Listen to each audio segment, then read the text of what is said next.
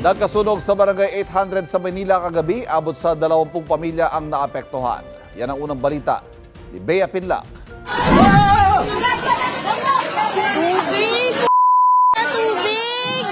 Tubig! Napaiyak na sa takot at taranta ang mga residente sa barangay 800 sa San Andres, Maynila habang nilalamon ng malaking apoy ang ilang bahay pasado alas 9 kagabi. Hindi raw inakala ng dating bombero na si Ernesto na makakabilang ang bahay niya sa 11 natupok ng sunog. Buhat nung pagkabata ko, dito ako lumaki. Dito lahat. Dito ako nagkaisip, dito lahat. Hanggang sa nagtrabaho ko, napakasakit di ba? Ayon sa Bureau of Fire Protection, 20 pamilya o 50 individual ang apektado sa sunog na umabot ng ikalawang alarma.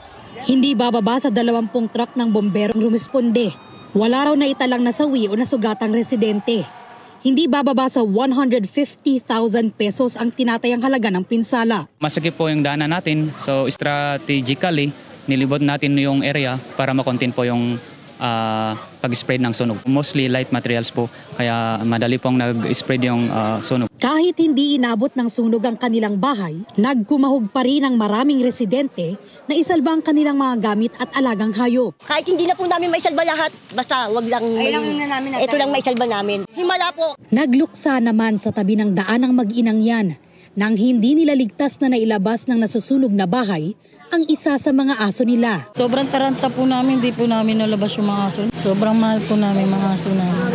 Lalo na po yung anak ko, mahal na mahal niya yung mga alaga niya. May ilang alagang hayop naman na naiwan sa loob ng mga bahay at nasagip ng mga otoridad. Pasado alas 10:30 tuluyang maapula ang sunog. Inaalam pa ng BFP ang sanhi ng apoy. Ito ang unang balita. Bea Pinlac para sa GMA Integrated News.